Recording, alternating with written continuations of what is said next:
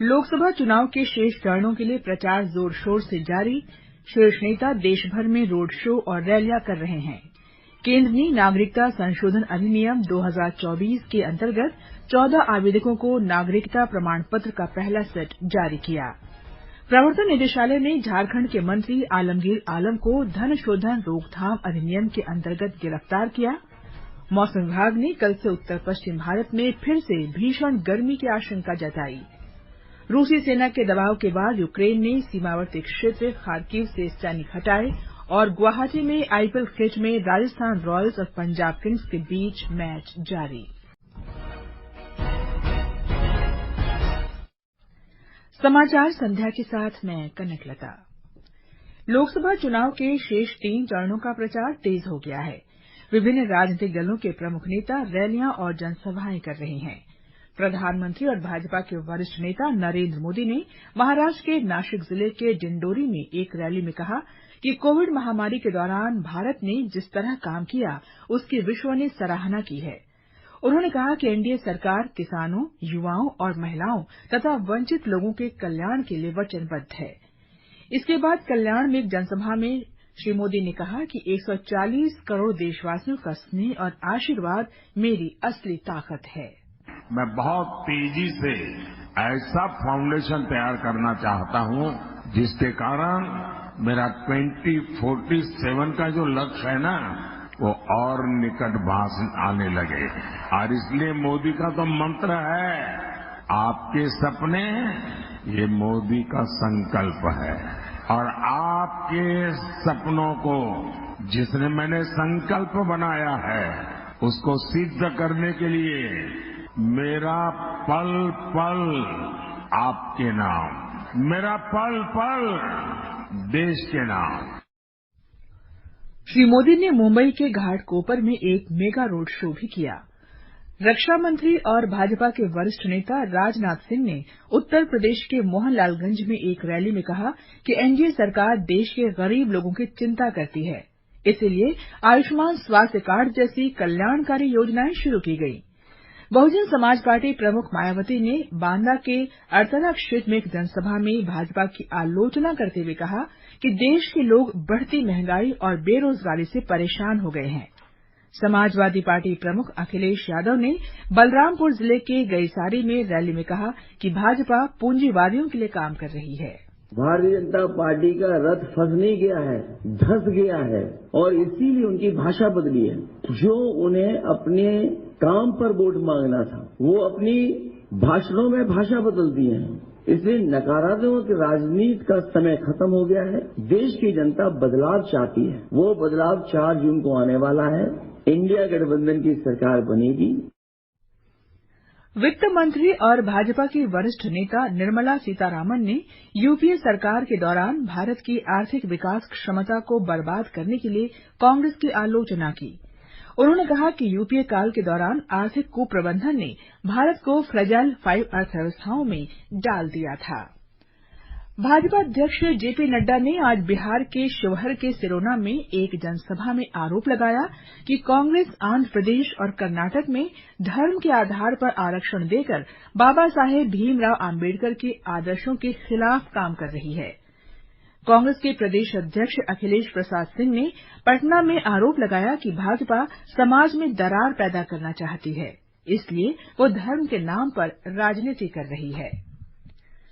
राज्य और केंद्र शासित प्रदेशों के प्रमुख निर्वाचन क्षेत्रों की श्रृंखला में आज हम जम्मू कश्मीर के बारामूला लोकसभा सीट की जानकारी दे रहे हैं। बारामूला संसदीय क्षेत्र उत्तरी कश्मीर के 3 जिलों बारामूला, कुपवारा, बांडीपोरा और मध्य कश्मीर के बडगाम जिले के कुछ हिस्सों में फैला हुआ है। हालिया परिसीमन प्रक्रिया के बाद बडगाम और बीरवा विधानसभा क्षेत्रों को बारामूला संसदीय क्षेत्र के साथ जोड़ दिया गया है। निर्वाचन क्षेत्र में कुल 17,32,459 मतदाता हैं। इनमें से 8,73,171 पुरुष और 8,59,255 महिला मतदाता शामिल हैं, जो 5वें चरण में 20 मई को अपने मताधिकार का प्रयोग करने के बाद पात्र हैं। ईसीआई ने पूरे निर्वाचन क्षेत्र में 2103 मतदान केंद्र स्थापित किए हैं। इस सीट पर कुल 22 उम्मीदवार चुनाव लड़ रहे हैं। चुनाव अधिकारी स्वीप के तहत कार्यक्रम आयोजित करने में भी व्यस्त दिख रहे हैं ताकि लोगों, विशेषकर युवाओं और पहली बार मतदाताओं के बीच अपने मताधिकार का प्रयोग करने के महत्व के बारे में जागरूकता फैलाई जा सके। आकाशवाणी समाचार के लिए श्रीनगर से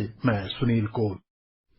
भाजपा के एक शिष्टमंडल ने कांग्रेस और INDI गठबंधन के नेताओं द्वारा आचार संहिता के कथित उल्लंघन के सिलसिले में निर्वाचन आयोग से मुलाकात की।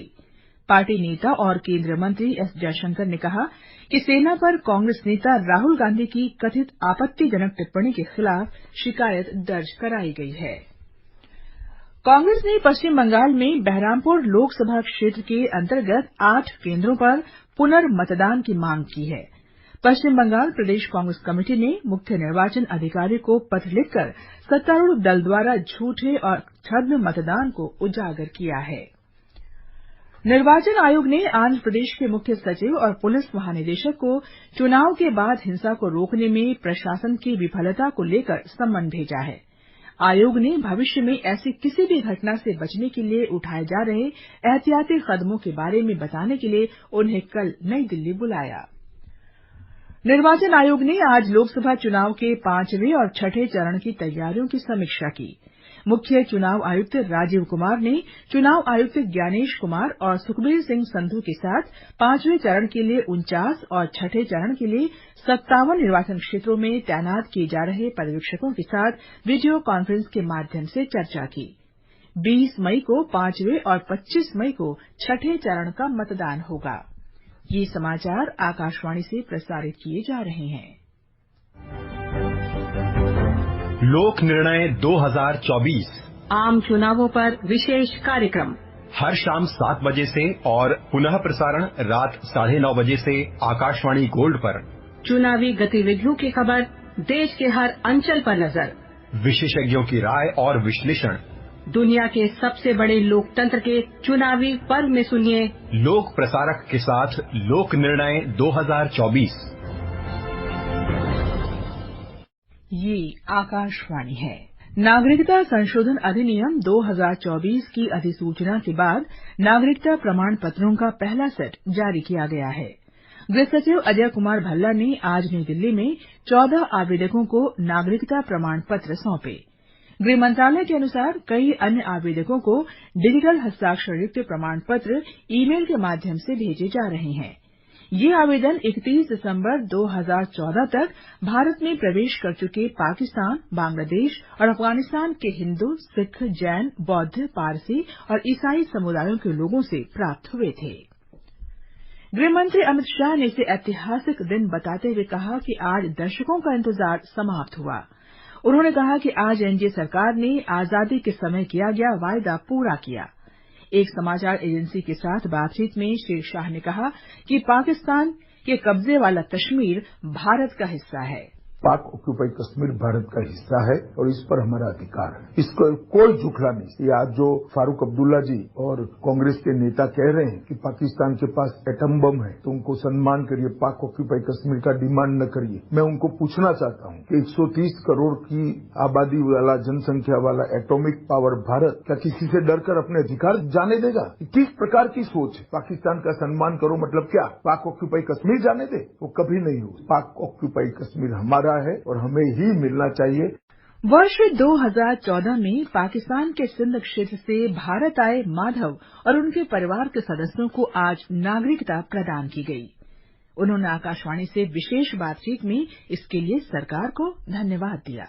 हम 2014 से आए हैं तो हम इधर दिल्ली में आए और इनसे पहले गुजरात में आए तो यहाँ हमारी पूरी जो गारंटी उठाई और हमें बहुत उन सब भाइयों को धन्यवाद कहते हैं जो हमारे इस जो सिटीजनशिप मिलने तक जो उन्होंने हमारे लिए बहुत हेल्प की। मोदी जी को हम जो हमारे भगवान है, देवता है, हमारे फरिश्ते हैं, हम उनको प्रणाम कर रहे हैं। उनको हमारी पूरी बस्ती, हमारा परिवार उनको बहुत बहुत धन्यवाद कह रहे हैं। प्रवर्तन निदेशालय ने झारखंड के ग्रामीण विकास मंत्री आलमगीर आलम को आज गिरफ्तार कर लिया। उनको 35 करोड़ रुपए से अधिक नकदी मिलने के बाद निविदा से जुड़े घोटाले के आरोप में धन शोधन अधिनियम के अंतर्गत गिरफ्तार किया गया है। आलम को प्रवर्तन निदेशालय ने 12 मई को सम्मन जारी किया था और उनसे कल से पूछताछ की जा रही थी। दिल्ली की एक अदालत ने आज आबकारी नीति घोटाला मामले में उप मुख्यमंत्री मनीष सिसोदिया की न्यायिक हिरासत 30 मई तक बढ़ा दी है। केंद्रीय अन्वेषण ब्यूरो सीबीआई ने ये मामला दर्ज कराया था। भाजपा ने आम आदमी पार्टी सांसद स्वाति मालीवाल के साथ दुर्व्यवहार के मुद्दे पर पार्टी संयोजक और मुख्यमंत्री अरविंद केजरीवाल की चुप्पी पर सवाल उठाया है। नई दिल्ली में पार्टी नेता शाजिया इल्मी ने कहा कि श्री केजरीवाल को उनके निवास पर हुई घटना के पीछे का सच लोगों को बताना चाहिए। सीएम साहब के उन आवास में महिला आयोग के पूर्व अध्यक्ष सुरक्षित नहीं है, उनके साथ मारपीट की जा रही है और इस बात को माना भी जा रहा है अगले दिन संजय सिंह द्वारा। तो आप सोचिए दिल्ली की महिलाएं सरकार से क्या उम्मीद रख सकती हैं। इस बीच दिल्ली भाजपा अध्यक्ष वीरेंद्र सचदेवा के नेतृत्व में पार्टी कार्यकर्ताओं ने आज इस मुद्दे पर मुख्यमंत्री के आवास के बाहर विरोध प्रदर्शन किया। राष्ट्रीय अन्वेषण अभिकरण एनआईए ने हैदराबाद जासूसी मामले में आरोपी नूरुद्दीन को कर्नाटक के मैसूरू से आज गिरफ्तार किया। उस पर 5 लाख रुपए का नकदी इनाम था। इस मामले में श्रीलंका और पाकिस्तान का एक नागरिक शामिल है। मौसम विभाग ने कल से राजस्थान, पंजाब, हरियाणा और उत्तर प्रदेश में भीषण गर्मी शुरू होने का अनुमान व्यक्त किया है। पश्चिमी और पूर्वी राजस्थान, पंजाब और दक्षिण हरियाणा में भीषण गर्मी रहेगी। अगले 2 दिन में गुजरात, कोंकण, सौराष्ट्र तथा कच्छ में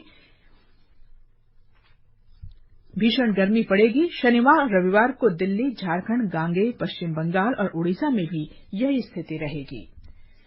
यूक्रेन ने रूस की सेना के लगातार दबाव के बाद सीमावर्ती क्षेत्र खार्किव के कई गांवों से सैनिकों को वापस बुला लिया है। यूक्रेन के सैन्य प्रवक्ता ने कहा कि नुकसान से बचने के लिए लुकियान्सी और वोवचानस्क क्षेत्रों से सैनिकों को हटाने का निर्णय लिया गया था। उधर रूस ने दावा किया है कि उसकी सेना ने दक्षिणी जापोरिजिया क्षेत्र में रोबोटिन गांव सहित 2 अतिरिक्त बस्तियों पर नियंत्रण कर लिया है। पाकिस्तान में इस्लामाबाद उच्च न्यायालय ने आज पूर्व प्रधानमंत्री इमरान खान को 190 मिलियन पाउंड के भ्रष्टाचार मामले में जमानत दे दी।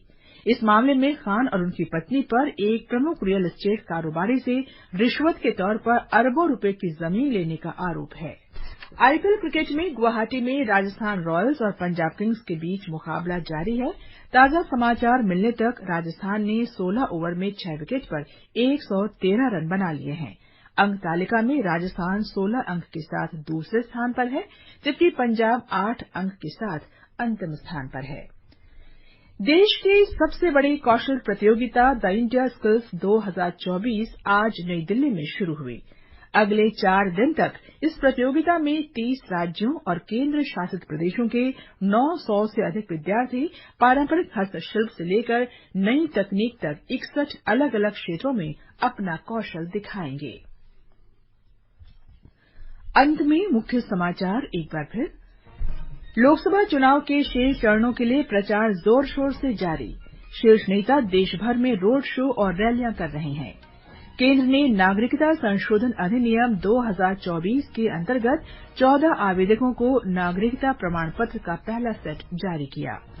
प्रवर्तन निदेशालय ने झारखंड के मंत्री आलमगीर आलम को धन शोधन रोकथाम अधिनियम के अंतर्गत गिरफ्तार किया। मौसम विभाग ने कल से उत्तर पश्चिम भारत में फिर से भीषण गर्मी की आशंका जताई।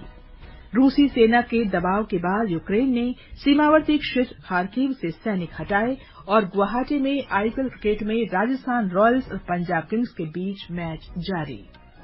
इसके साथ ही समाचार संध्या का ये अंक समाप्त हुआ। नमस्कार।